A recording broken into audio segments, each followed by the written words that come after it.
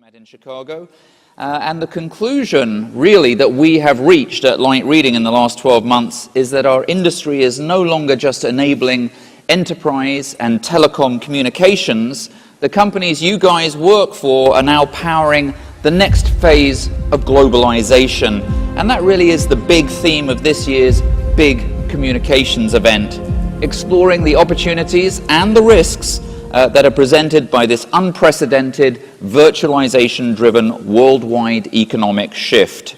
Today's service providers aren't just building networks, they're literally creating a ubiquitous, virtualized global infrastructure that ultimately will empower all 7 billion inhabitants of the planet, wherever they are, to not simply communicate, but to participate, to innovate, and to...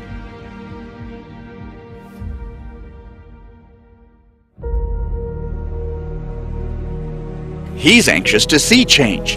Our smart city proposal will create connections and ladders of opportunity for everyone. Denver's plan starts with an intelligent data ecosystem which will gather information from RTD, police, and private companies and make it available to anyone.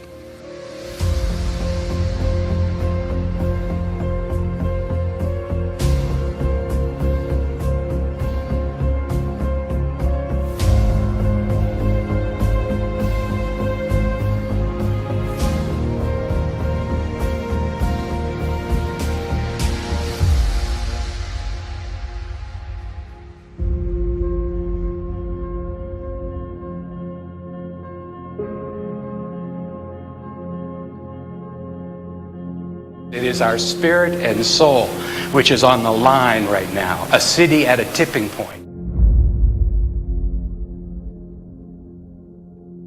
In all thy son's command. That last phrase you just heard could change. New on Wake Up, if you've been to any Sabres game or pretty much any game around here, you've heard the Canadian national anthem. And as Teresa said, the anthem could change. It's a move that could make it more gender neutral. This is all happening, of course, as the transgender debate continues around our country and across the world.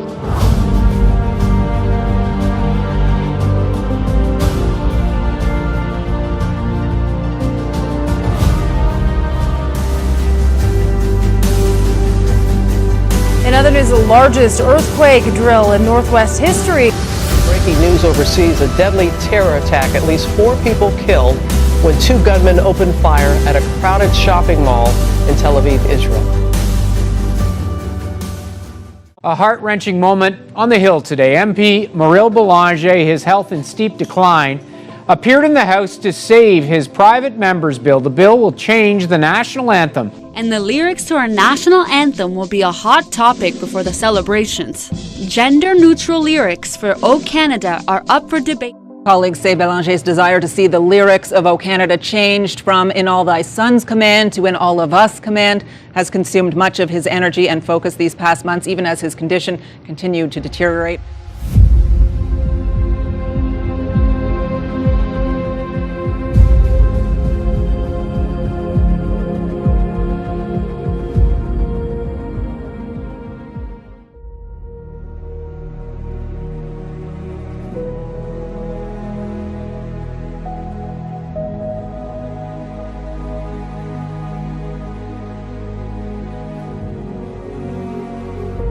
We have some incredible images to show you tonight of a rare and violent encounter in nature. An amateur photographer from British Columbia captured a real-life Angry Birds battle between 2 iconic symbols representing Canada and the United States. Have a look at these pretty interesting photos. The showdown starts with a bald eagle swooping down and landing on top of a Canada goose. Friday morning, a truly rare encounter. Camping on Spider Lake, Lisa Bell captures a bald eagle challenging a Canada goose. That was once in a lifetime. I can honestly say in 30 years I've never seen an eagle, a bald eagle, take a Canada goose. Swooping down, the eagle seems to dominate the goose and pins it to the earth with dagger-like talons. First, gender-neutral bathrooms in some schools, and now gender-neutral graduation gowns. But now Schreiber High School in Port Washington breaking with one of its traditions. At graduation, gowns will be gender-neutral. No more whites for girls, blue for boys. The superintendent says it goes well beyond the transgender issue. The time has come to no longer separate students by gender and to demonstrate a more inclusive practice at graduation. He predicts next year at this time, gender-neutral cap and gowns will be a nationwide trend. In the world we live in, we set up two distinct categories, man and woman, that everyone must choose between. But that doesn't actually reflect the full diversity of the human experience. Within the categories of man and woman, there is incredible diversity of gender expression. And some people, like me, don't really feel good in either category. Instead of choosing, we want to live in a world where gender and sexuality can be more fluid, more playful, and can exist outside of such explicit sorting between one category or the other. The testimony continued. The youngest to speak was Victoria Johnson, who was accompanied by her mother, Davina. I was a proud mother of a son and a daughter.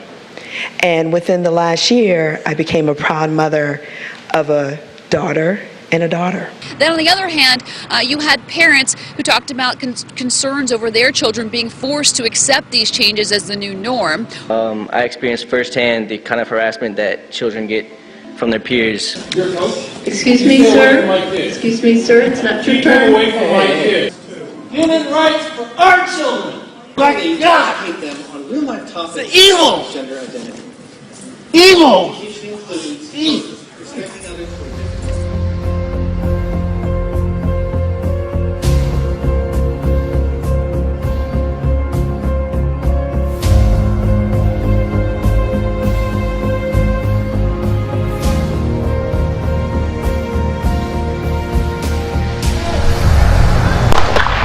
"13 seconds after the gun sounds, the fastest 3A girls in the state cross the finish line of the 100-meter run.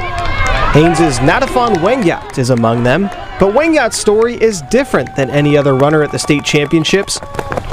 She was born a male. It is not fair and it is not right for our female athletes, and we have a responsibility to protect our girls that have worked really hard, that are working. You know, and if a person feels that they are born in the wrong body, who are we to tell them that they are not? What we need to do as loving and caring and supportive citizens of this whole world is to provide an opportunity and a solution, and that starts at a really young age. And we have that opportunity and solution. That comes with our line, that comes with our clothing. Well, a school sparking outrage for calling the sheriff's office on a 7-year-old for handing out, get this, Bible verses to classmates.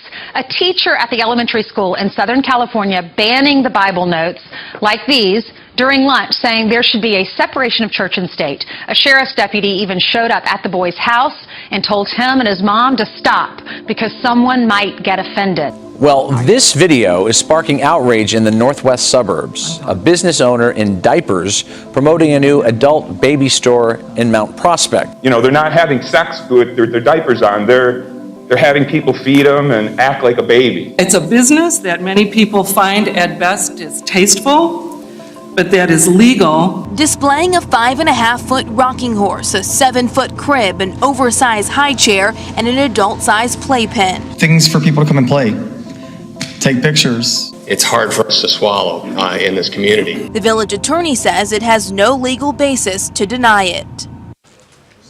I have no words for that story. All right, that was Audrina Beaches from WBB. We're in South London at a pop-up restaurant called Bunyadi. But unlike most restaurants, this restaurant doesn't require you to wear any clothes. Let's see.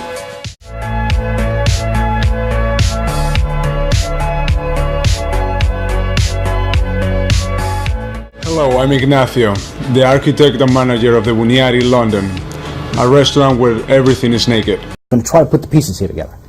In Europe, okay, in Europe, they just opened up a restaurant where you can go eat without having any clothes on, and you're not allowed to bring your cell phone in. So everybody eating in this restaurant is naked. Now, it may sound crazy to you, but there's 44,000, this says 29, it's wrong. As of today, there's 44,000 people on a waiting list to go eat at this restaurant that, I mean... And so the fact that we now go back to people eating naked with no cell phones, it's basically like we evolved and then we went back to Adam and Eve at the start of time again. How can it be the height of culture that we're back to Adam and Eve?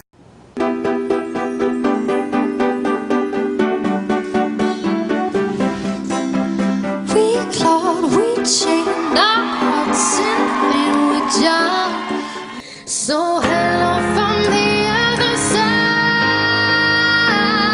LA singer Christina Grimmie has died after being shot in Florida last night.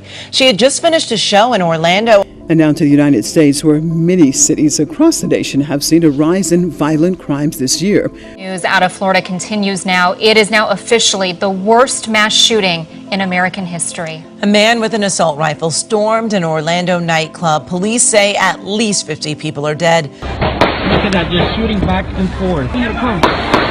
Oh my God, they're all shooting back and forth. People, shocked that something like this was happened here in the United States. But they are saying that Mateen, they're calling him an Islamic State fighter now. They're claiming him as one of their own. I've been here for 16 years and nothing like this has been so extreme. It's insane. It's just mind-blowing. Like watching the waves come up yesterday was just out of control.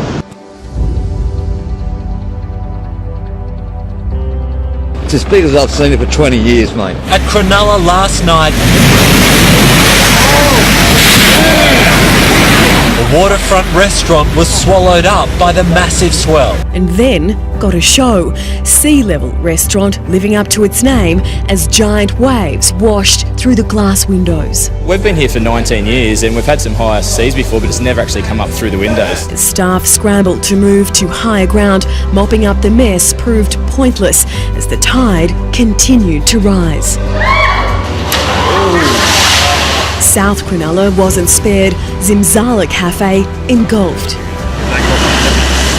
And the wind, the tide, the waves all joined forces to slice away at the cliff edge, changing this part of the coastline forever. It's a picture best painted by Google Earth before the weekend storm and after, the northern beaches in their very own disappearing act.